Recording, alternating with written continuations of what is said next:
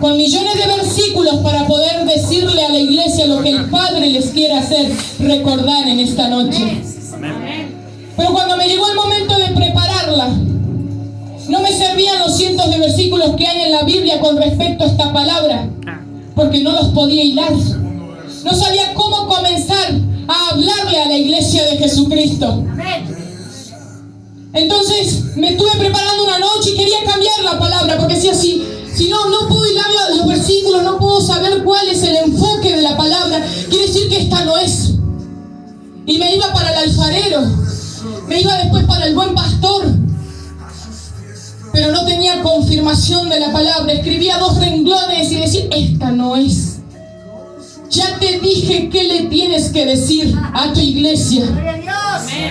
Entonces dejé todo de lado, la bulla de los chicos, la tele, mi esposo preparaba la alabanza y la adoración en el comedor.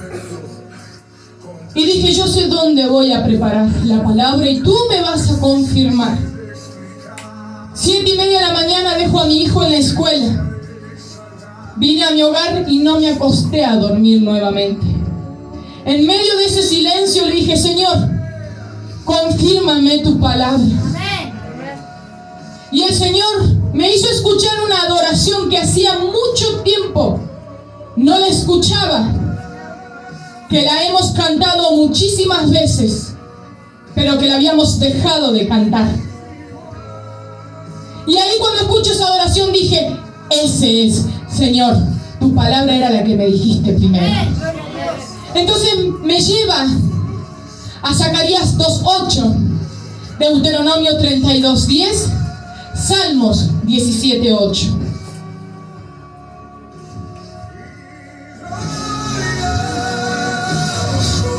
Leemos su palabra en el nombre del Padre, del Hijo y del Espíritu Santo. Amén. Y dice, porque así ha dicho Jehová de los ejércitos, tras la gloria me enviará Él a las naciones que os despojaron, porque Él que os toca a la niña de su ojo. Amén. Amén. Fuimos a Deuteronomio 32:10. Yo traje el machete para que sea más rápido. Y dice, le halló en tierra de desierto y en yermo de horrible soledad. Lo trajo alrededor, lo instruyó, lo guardó como a la niña de su ojo. Y me llevó a Salmos 17:8.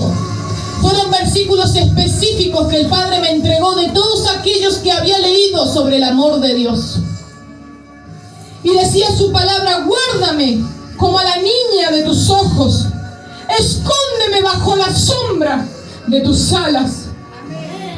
El Señor me decía en esa mañana, me hacía recordar, recuérdales a tu iglesia que yo los tengo como a la niña de mis ojos.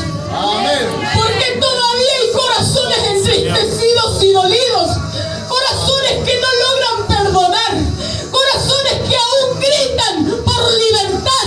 Entonces el Padre me dijo en esa mañana, ve y diles que los tengo como a la niña de mis ojos. Y yo pregunté, me investigué y dije, Señor, ¿qué quieres decir con la niña de tus ojos? ¿A qué te refieres?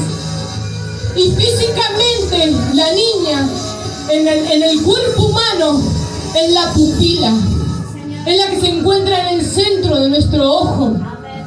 Y esa parte dice que es una parte sensible y que debe ser protegida. Por eso nosotros pasamos a ser esa parte sensible y que Dios protege y no deja que pasemos cosas que no podemos soportar. Amén. Y ustedes fíjense que cuando viene una pelusa, viene una basura, viene un bichito hacia nuestra vista, automáticamente nuestros párpados se cierran. Amén. Y si es un objeto, ponemos nuestro brazo para impedir que aquello que viene pueda lastimarnos. Eso mismo sucede con Dios. Dice que pasamos a ser la niña de los ojos de Dios una vez que le aceptamos como único Salvador y le abrimos nuestra puerta para que Él entre. Dice, verdaderamente eres la niña de mis ojos. Entonces, hermano, no te preocupes porque ya estás en primer plano para Dios. Por eso nada te va a tocar.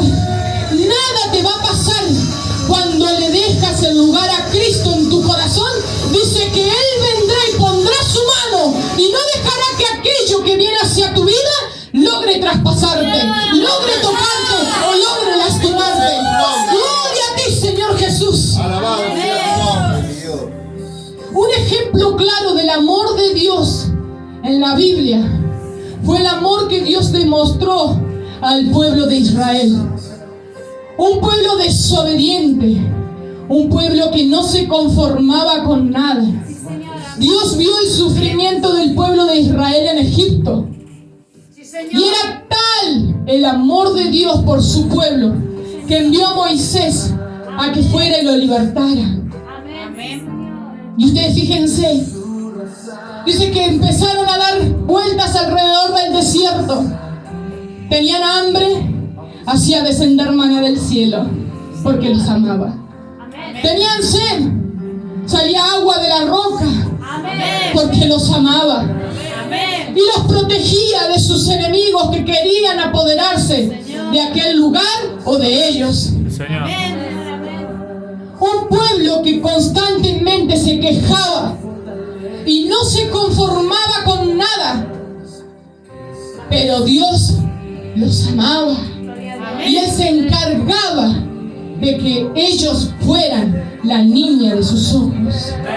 En este momento, hermanos, nosotros somos la niña de los ojos de Dios porque hemos aceptado a Cristo en nuestro corazón. Amén. Tenemos una protección especial de parte del Padre por haberle dado el primer lugar en nuestro corazón. Amén. A pesar de que somos desobedientes, de que somos faltos de fe, a pesar de que muchas veces le damos la espalda a Dios, que le negamos, que renegamos contra Dios, Dios en esta noche nos está diciendo que no te olvides que eres la niña de mi ojo. Porque te amo, porque he amado a cada uno de los que Jesucristo fue crucificado en la cruz del Calvario, por aquel que era santo y por aquel que era pecador, porque no hay excepción de personas. Le abriste tu corazón, puedes ser un drogadicto, un borracho, un alcohólico, lo que tú quieras, pero una vez que le das tu primer lugar a Dios, le entregas el primer lugar a Dios, pasas a ser la niña de su ojo y no vendrá nada que podrá tocarte, porque Dios dice que nos guarda bajo las alas, bajo la sombra de sus alas. Amén, hermano. Seguía leyendo y me llevó para hacerme recordar sobre el amor de Dios para con nosotros.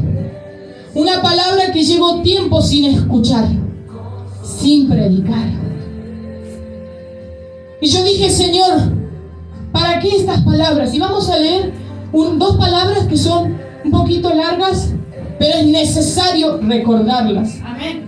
Para que volvamos a recordar el amor de Dios para con nuestras vidas. Porque seguimos, hermanos, siendo testarudos y pensamos que porque no tenemos riquezas, Dios se ha olvidado de nosotros. Porque hemos tenido mucho y pasamos a tener nada, Dios se ha olvidado de nosotros. Porque queremos alcanzar cosas que todavía no hemos alcanzado y pensamos que Dios se ha olvidado de nosotros o que somos menos. O porque estamos enfermos y no logramos ser sanados, Dios no nos tiene en cuenta o no nos quiere. No, no es así. Por eso Dios viene a demostrarnos una vez más cuánto Él nos ama a cada uno. Amén. Y me llevó a Juan 3:16, que algunos la deben saber de memoria. Y dice: de tal manera amó Dios al mundo.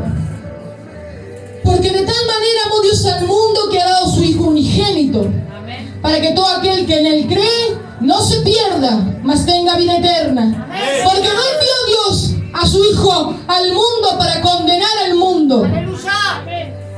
Sino para que el mundo sea salvo por Él. Amén. Una vez más el Señor en esa mañana me hace recordar: Mara, acordate que fue tal el amor hacia tu vida que yo entregué a mi propio hijo y lo mandé a este mundo a sufrir. Nació de mujer, creció como niño, fue hijo de un carpintero, sufrió los dolores de este mundo, sus dolores físicos, predicó el evangelio, pero luego fue entregado en una cruz del Calvario. Tortura que todavía no se ha hablado que alguien haya pasado de esa manera. Y me lleva y me saca de ahí y me dice, vamos a Juan 19:7 y a Mateo 26:36.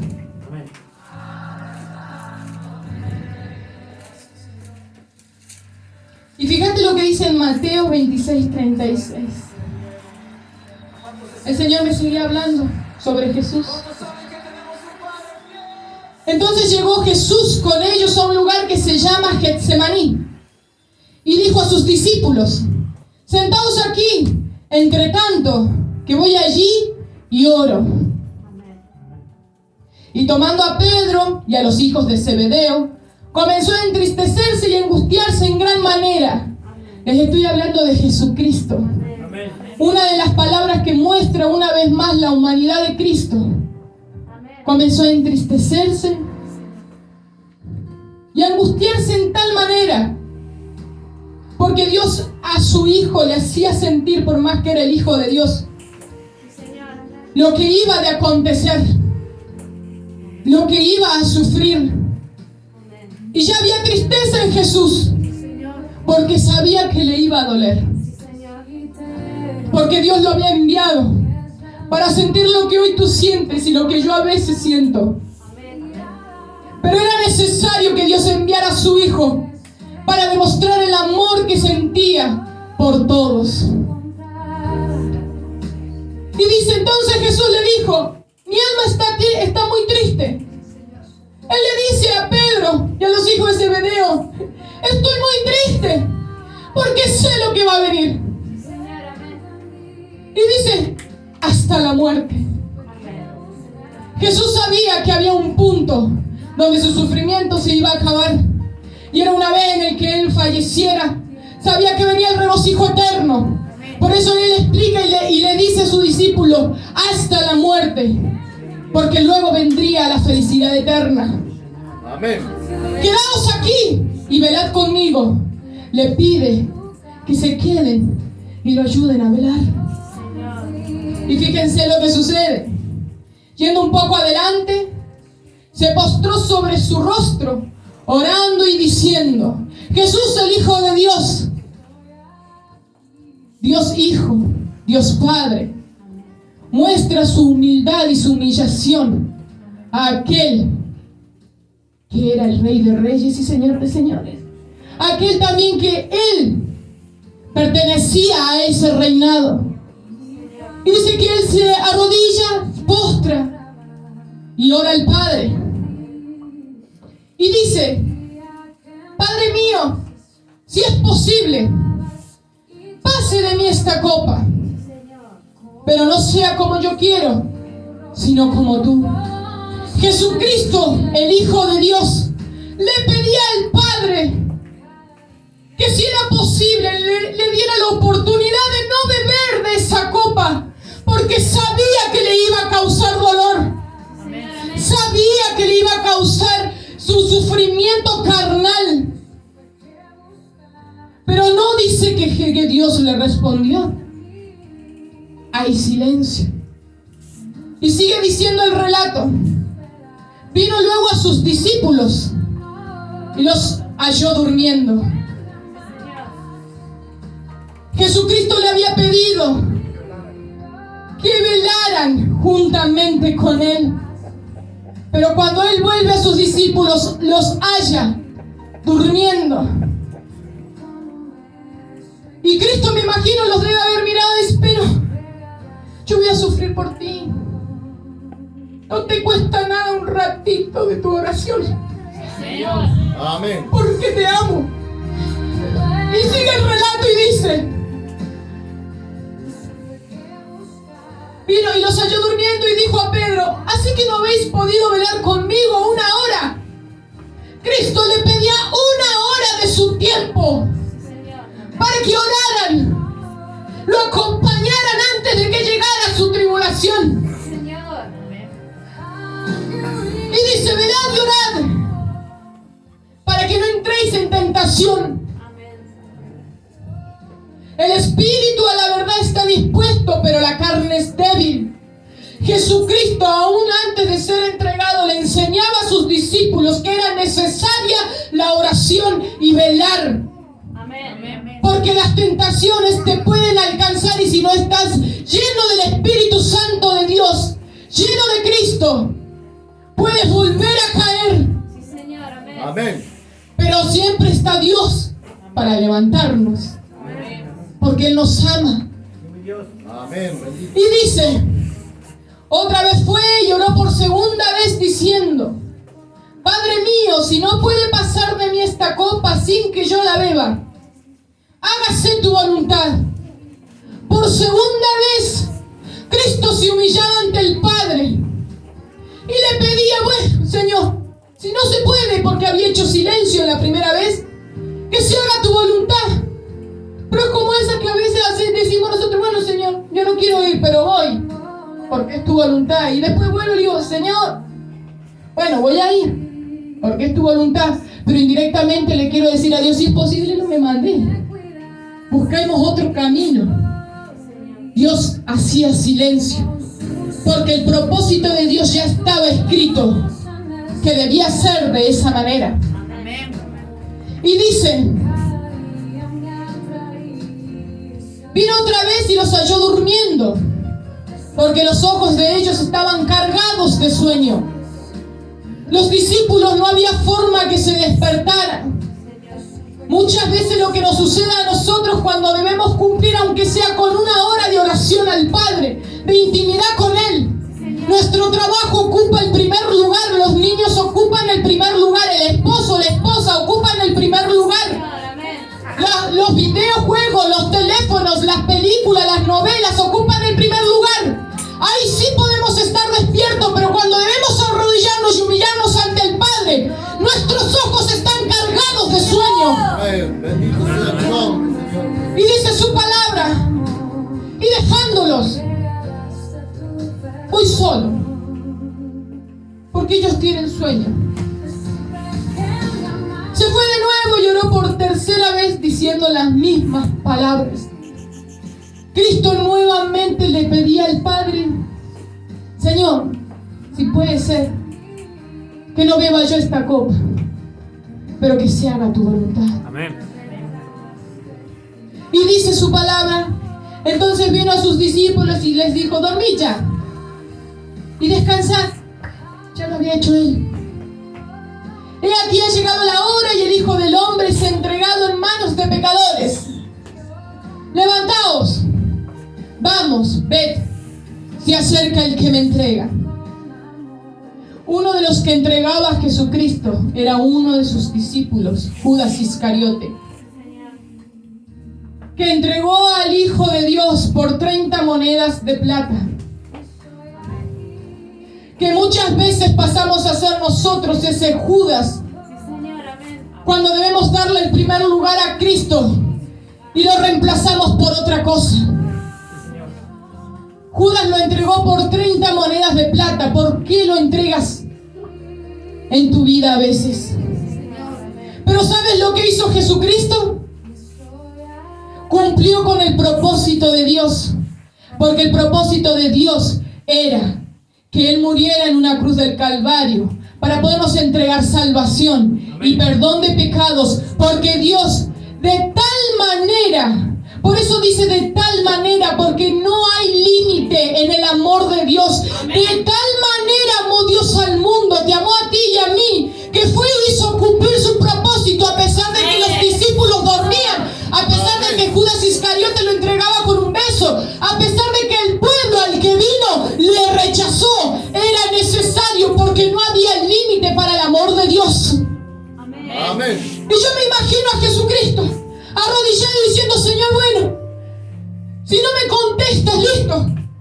Se sacudió sus vestiduras y dijo, bueno, Señor, por amor yo me voy, por amor yo me entrego, por amor a ti y a mí, es que voy a tomar tu cruz y me voy a ir al Getsemaní y me voy a ir ahí a que me golpeen, a que me azoten, a que se burlen, a que hagan juegos de azar sobre mis vestiduras.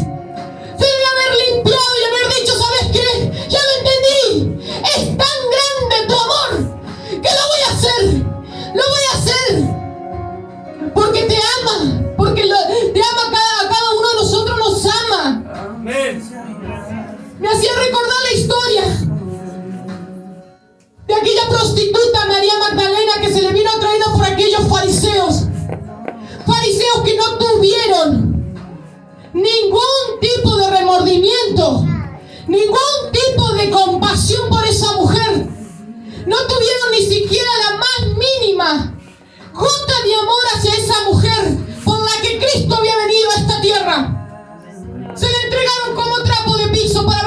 Jesucristo hacía.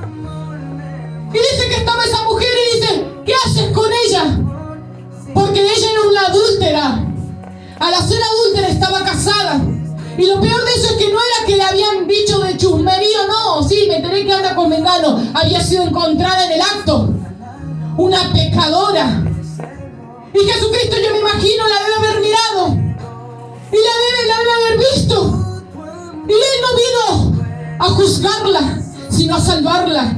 Y le dijo, tras una niña, tú que eres tan importante, ¿eres capaz de arrojar una piedra si estás libre de pecado? Muchas veces hemos pasado a ser fariseos, señalando y apuntando a alguien que se equivocó. Y Jesucristo me decía, Amén. ¿eres capaz de arrojar la primera piedra? Tan limpia estás. Alabado sea. Tan limpios estamos para juzgar. ¿Dónde queda la gota de amor que Cristo deposita en tu vida? Para juzgar de esa manera. Porque aquellos que se creían santos y que se las creían todas en Dios, estaban dispuestos a acabar con ella. E iban a arrojar la piedra sin ningún tipo de temor. Pero Jesucristo vino para salvarla, no para juzgarla. Y le dijo, levántate, pero no peques más. Una nueva oportunidad para aquellas que para la sociedad son un desperdicio, una basura y una inmundicia. Porque Jesucristo murió por ellos también, como muerto por mí y por ti. Porque a todos nos sacó de un lugar, porque nos ama, porque su amor es incondicional, un amor que no puede ser medido. Nosotros tenemos un amor medido. El del Padre no es amor medido. Porque así como me llamó a mí, te llamó a ti.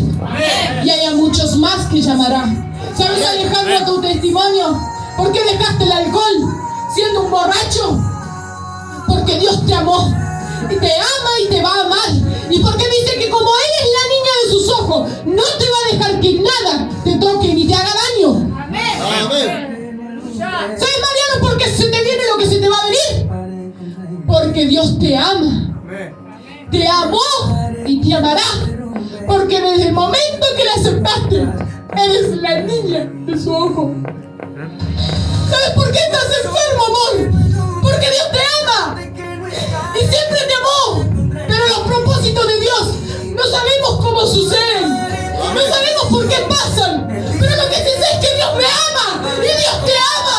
Y que todo lo que hay en ese proceso te lleva a victoria. Te lleva a que ganes. Te lleva a que aceptes a Cristo para la eternidad. En el nombre de Jesús. Gloria a tu Señor Jesús.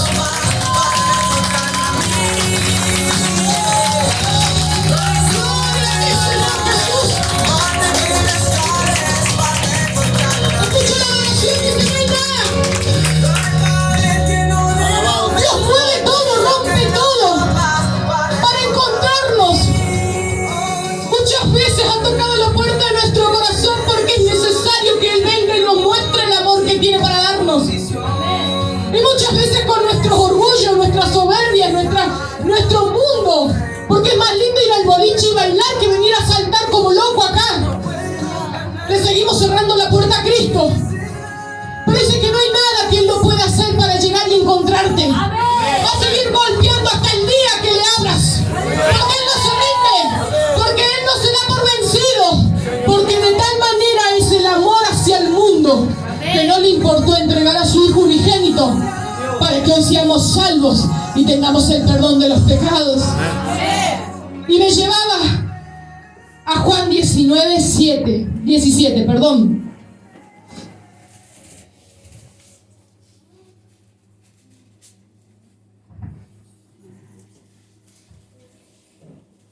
Y decía, crucifixión y muerte de Jesús. No había bastado con la oración del Getsemaní. Faltaba que lo... No había sido suficiente encontrar a los discípulos durmiendo y que Él hubiese orado, no. Faltaba que se cumpla el propósito de Dios. para demostrar ese amor que tenía para con nosotros. Y dice, y él, cargando su cruz, salió del lugar llamado de la calavera, y en hebreo, Gólgota. Y allí le crucificaron. Y con él a otros dos, uno a cada lado, y Jesús en medio. Dos ladrones al costado de él, él en el medio. Uno en el cual se le reía y le dice, bájate de la cruz, si eres tanto el Dios, el Hijo de Dios. Y el otro en donde reconoce que no había habido pecado en Cristo para que sufriera de la manera que había sufrido.